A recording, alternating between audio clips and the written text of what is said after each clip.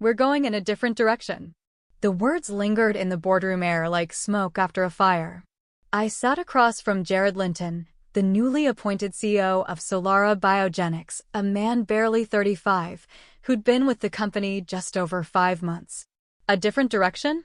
I echoed, my voice more composed than I felt. Jared adjusted the cuff of his tailored blazer, avoiding my eyes. "The board believes the research division needs fresh energy, someone with a new vision." I nearly laughed. New vision? I was the one who developed Clariones, the neurological treatment that had propelled Solara from a struggling research startup in Portland, Oregon, into a biotech juggernaut with over $2.3 billion in annual revenue. My team had discovered, developed, and delivered the compound that had transformed lives and the company's standing. "I see," I said, keeping my tone even. "What does the transition look like?" He slid a slim envelope across the table. "Your severance package. HR and legal have everything outlined. It's a standard offer." I opened it, skimmed the numbers, and felt a knot twist in my stomach.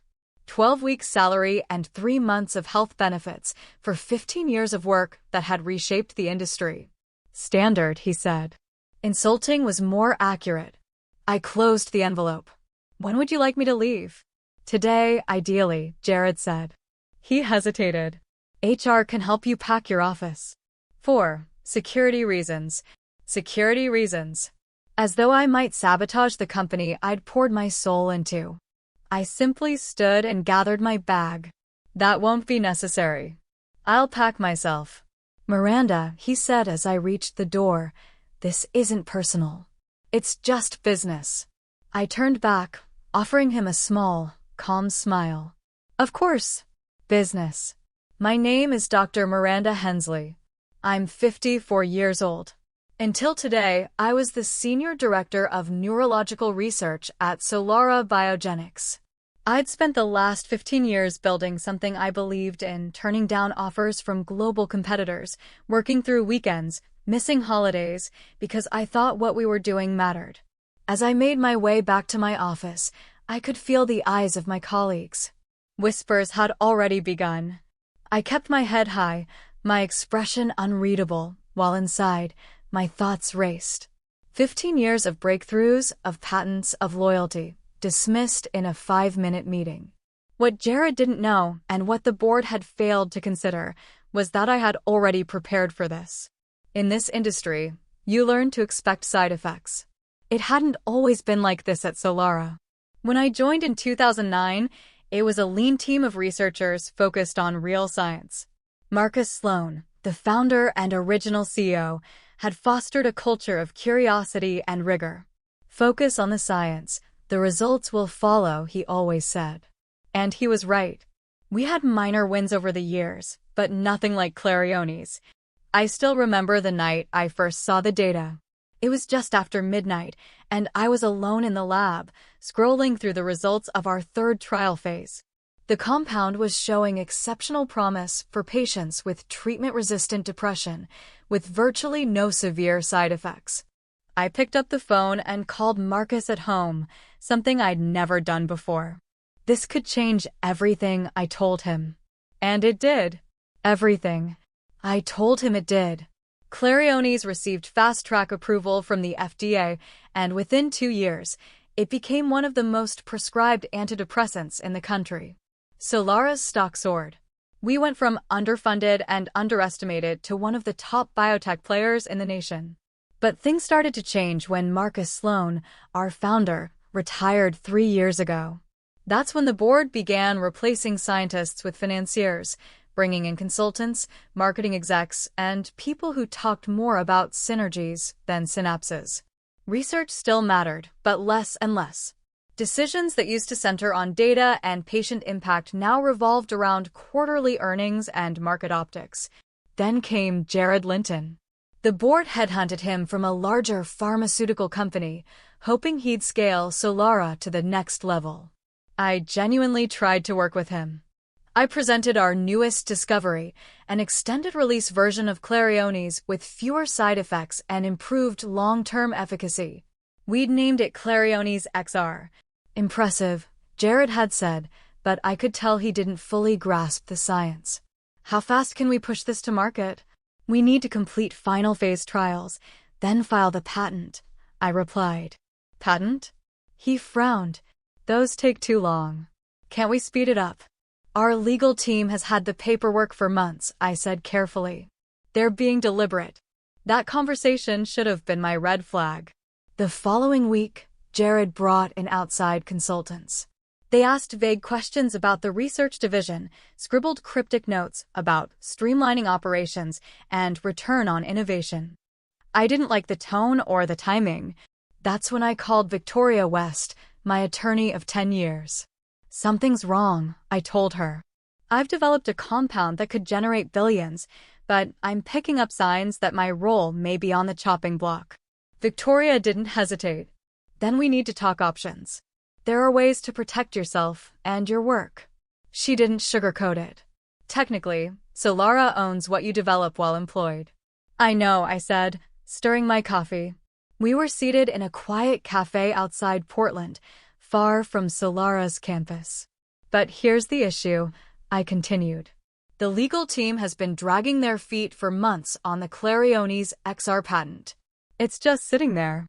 Victoria leaned back, her brow furrowing. That's either negligence or a strategy. Neither is good for you. What can I do? Show me your contract, she said. I had it with me. She flipped through it, scanning clauses like a seasoned detective. Then she paused, her finger tapping one paragraph. This is interesting, she said.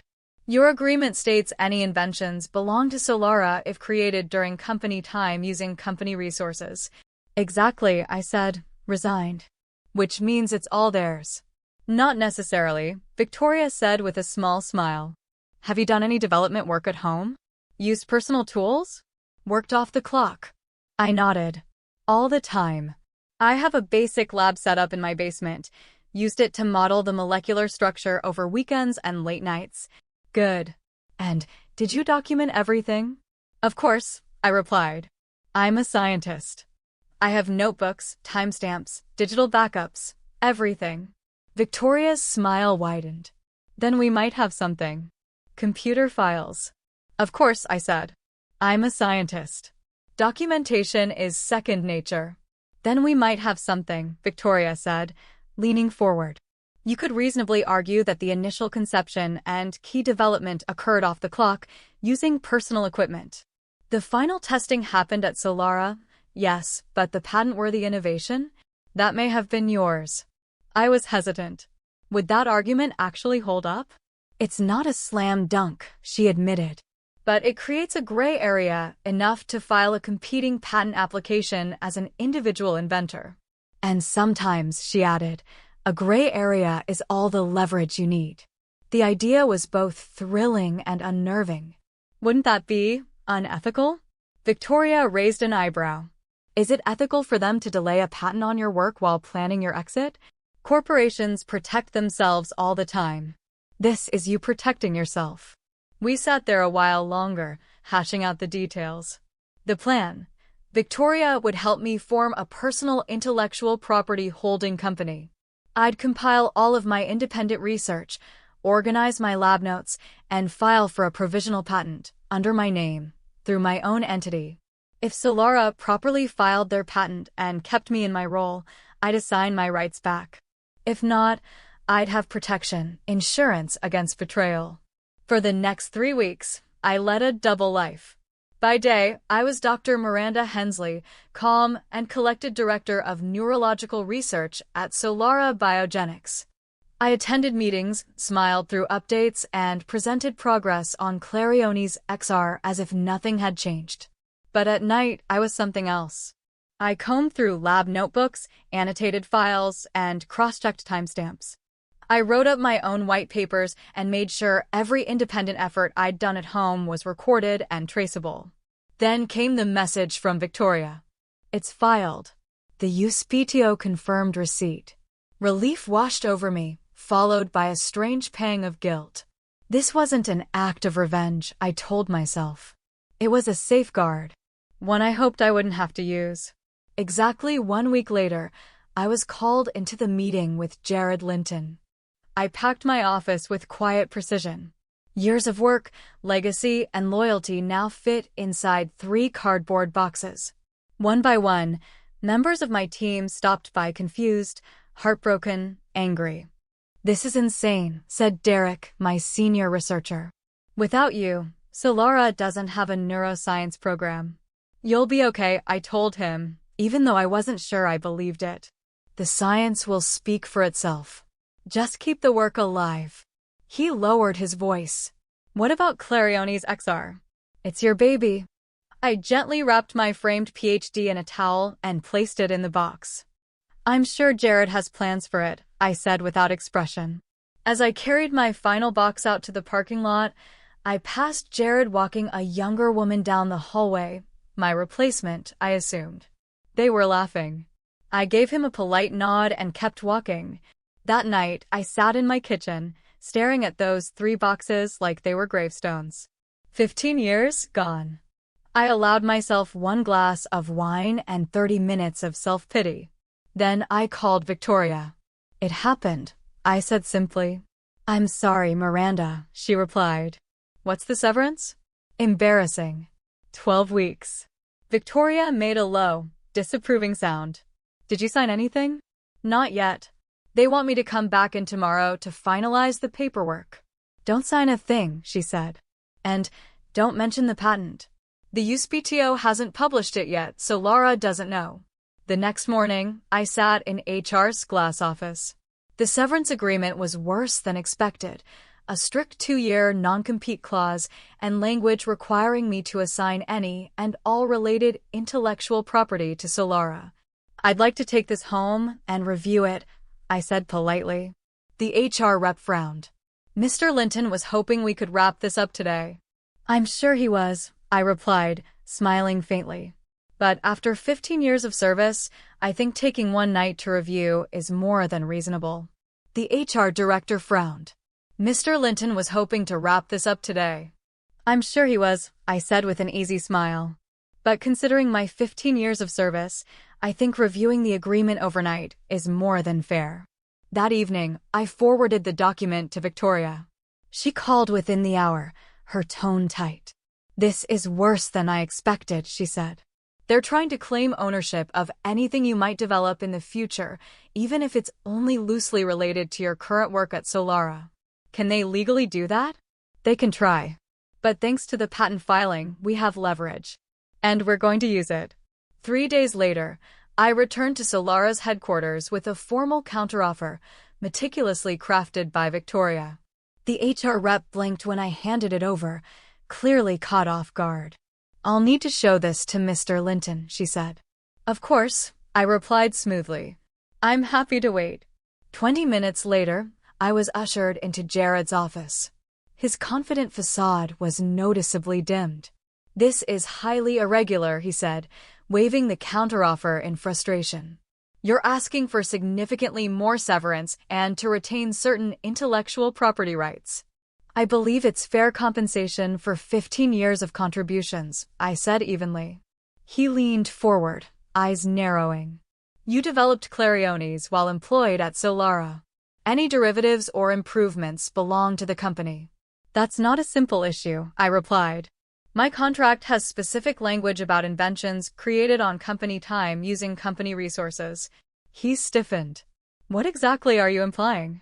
"Nothing, Jared," I said, my tone mild. "Just that I've kept very thorough records of when and where I did my work." His jaw clenched. "We could fight this. Our legal team would bury you in litigation. And likely spend more doing that than honoring what I've requested," I said, finishing the thought for him. "And that's assuming they win." There was a long silence. Finally, Jared pushed the counteroffer to the side. "I'll take this to the board. But for now, we're moving forward with Clarione's XR. The public announcement goes out next week." I gave a polite nod. "That sounds exciting." As I left Solara, possibly for the last time, I felt a strange calm settle over me. The game had started. On Tuesday morning, the press release hit every major business news outlet. Solara Biogenics announces breakthrough extended-release depression treatment. Clarioni's XR projected to double company revenue by 2026. The stock price jumped 12%. Analysts praised the company's pipeline of innovation.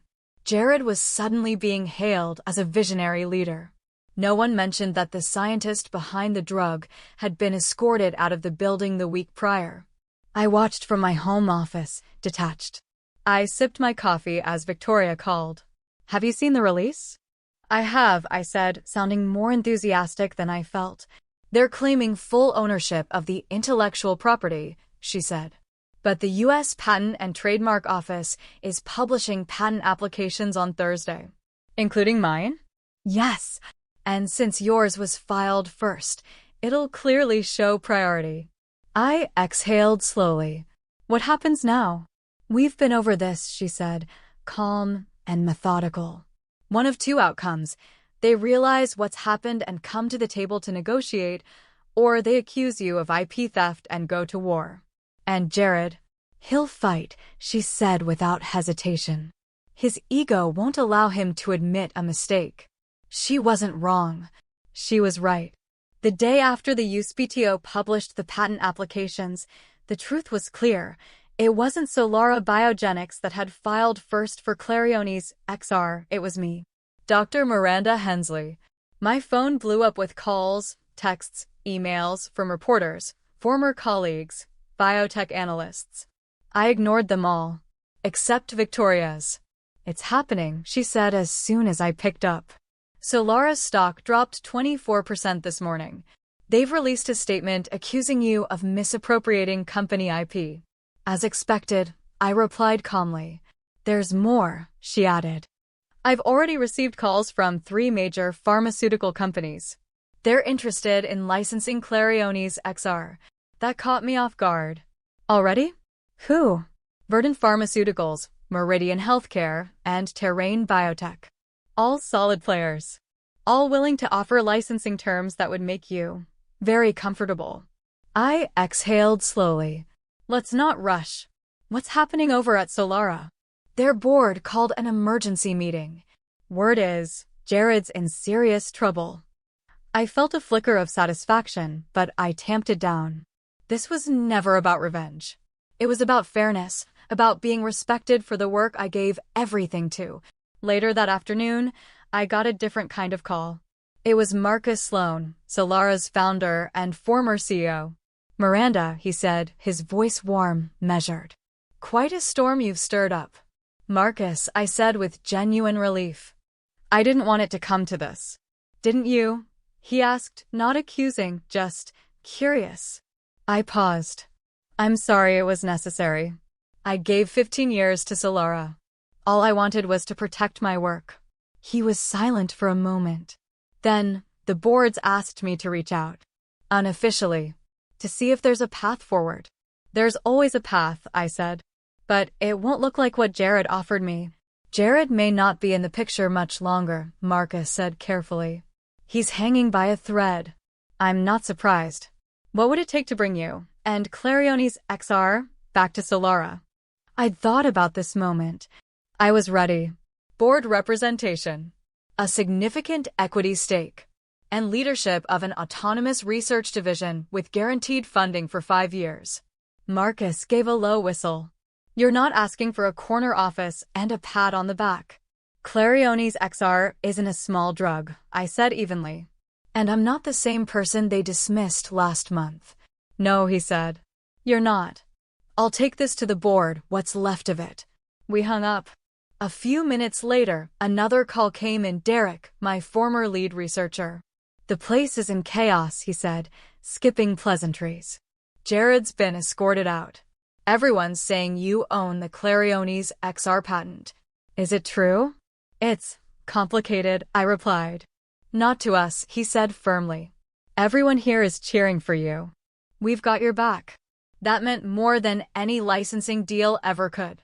The next few days unfolded like clockwork. Solara's board placed Jared on administrative leave, corporate speak for "he's done." The stock kept sliding as investors lost confidence in the company's future without its next blockbuster. News headlines exploded. Patent blunder costs Solara billions. One woman outsmarts Big Pharma. I stayed quiet. Ignored media requests. Skipped social media.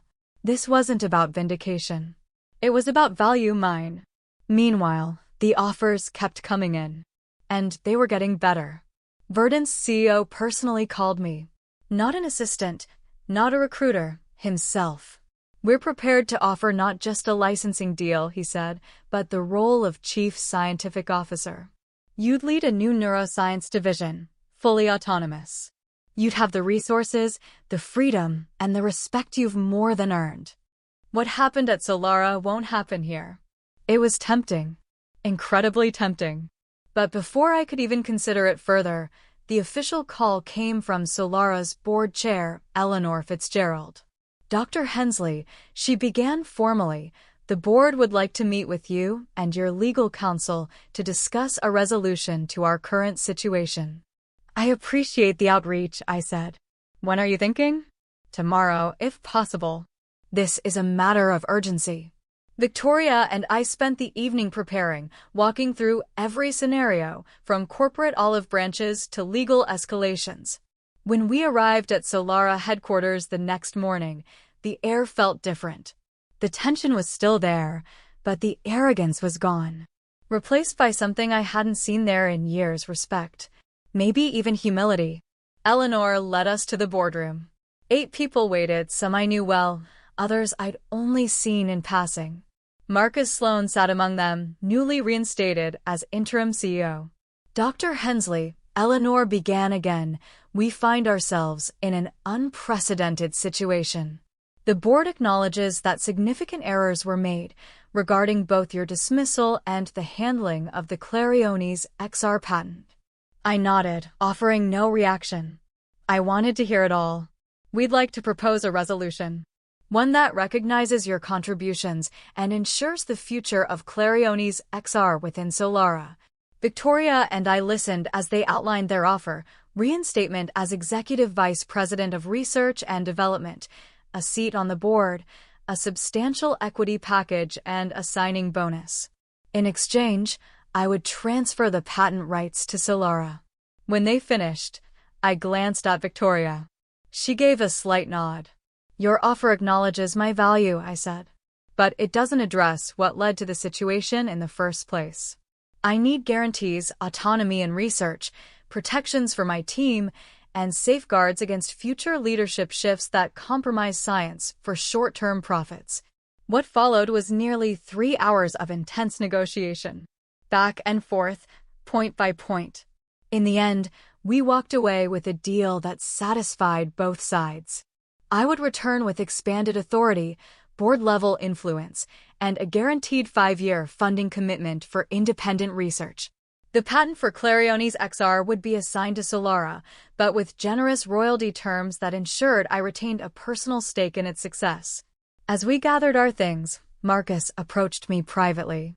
You outmaneuvered us all, Miranda, he said with a half-smile. I'm sorry it had to go this far.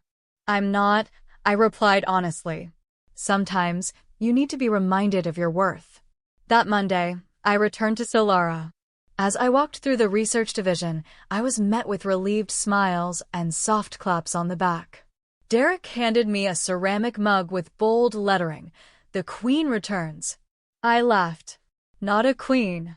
Just a scientist who learned to bet on herself. You did more than that, he said. You taught this place a lesson it won't forget. My new office was twice the size of the old one, with floor-to-ceiling windows that overlooked the Willamette River. I sat at the desk, looking out, remembering where I had started. I hadn't wanted revenge, but I found something better, justice and a new model for how scientists should be treated. 1 year later, Solara Biogenics held a launch gala for Clariones XR, which had received FDA approval in record time. The Grand Ballroom of the Hyatt in downtown Portland was packed. The Grand Ballroom of the Portland Regency Hotel was filled with executives, scientists, investors, and leading medical professionals, all gathered to celebrate what analysts were already calling the pharmaceutical success story of the decade. I stood on the small stage, having just delivered my remarks, an overview of the scientific breakthroughs, the clinical hurdles, and the human perseverance behind Clarione's XR. The applause that followed was warm, sustained, and surprisingly emotional. As I stepped away from the podium, Marcus Sloan, now permanently reinstated as Solara's CEO, took my place. "Ladies and gentlemen," he began, none of this would have been possible without Dr. Miranda Hensley." He paused as the crowd erupted into another round of applause. Then, smiling knowingly, he added, "Her scientific brilliance brought us Clariones. And her, let's call it strategic foresight, ensured that Clariones XR would not only transform millions of lives, but also ensure Solara's continued leadership in neurological treatment." There were a few chuckles in the crowd. The story of my patent maneuver had apparently become something of a legend, half cautionary tale for executives, half rallying cry for researchers.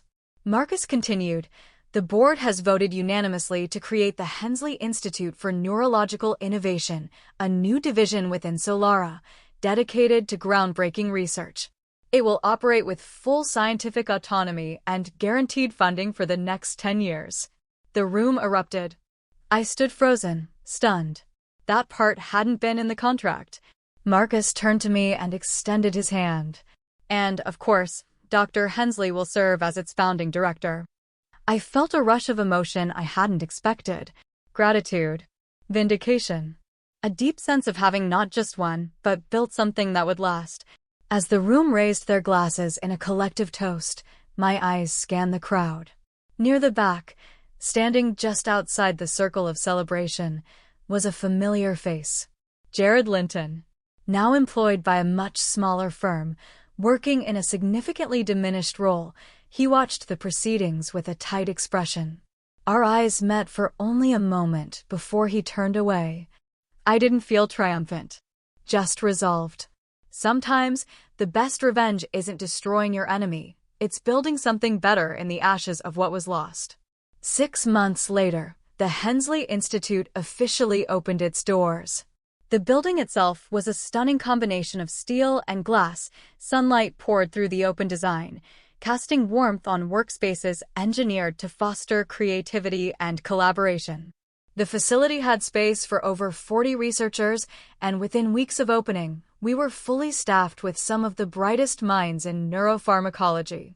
On opening day, Eleanor Fitzgerald, Solara's board chair, joined me for a tour of the lab.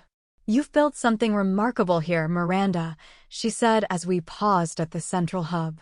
"We built it," I corrected gently. "But it took losing everything to make this possible."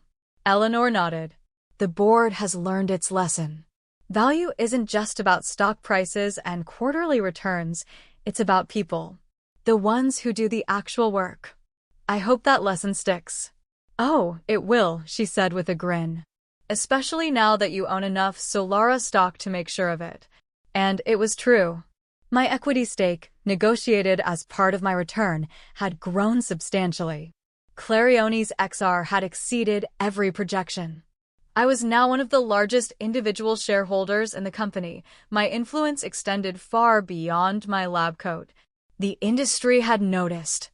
In the year since Clariones XR's launch, several major pharmaceutical companies had announced changes to how they credit and compensate their lead researchers. 2 even appointed scientists to their boards, something unheard of just a year prior. The message was clear. Talent needed to be respected, not just employed. As for Jared Linton?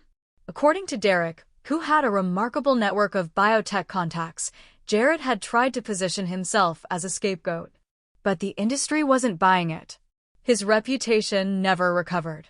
He quietly left the field not long after. He once told me Solara was going in a different direction. And it had. Just not the direction he imagined. Now, the direction was mine to shape, driven by science, integrity, and a belief that the ones who build the future should have a hand in steering it. Looking back at my journey, from being quietly dismissed to becoming a board member and institute director, I realized something powerful. The most effective revenge isn't found in litigation, confrontation, or sabotage. It's in creating something so undeniably valuable that those who once underestimated you are left with no choice but to acknowledge they were wrong. And to remember your name forever. If you've made it to the end of my story, thank you for listening, for reflecting, and for allowing me to share a piece of my journey with you. Now, I'd love to hear from you. Have you ever been underestimated? Cast aside after years of loyalty? Or told, in so many words, that your experience didn't matter anymore? If any part of my story resonated with your own life, please leave a comment below. I read them all. Tell me what you would have done in my shoes, or share what you did when life pushed you out before you were ready. I could use your wisdom too. If you believe that people like us, those who've put in the years, carried the weight, and built the foundation for others to succeed, still have value, then click that like button and share this story with someone who needs it. You never know who's out there, quietly questioning their worth, wondering if their best days are behind them. Remind them that the future can still be theirs to shape. And if there's one lesson I want you to take from this story, it's this: protect your work, protect your name, and never let someone else write your ending. Life will try to steer you in directions you didn't choose, but you still get to decide how the story unfolds. Sometimes the most powerful thing you can do isn't to fight back, it's to build forward. So stand tall. Speak up. And when they underestimate you, let them. Just make sure they remember your name.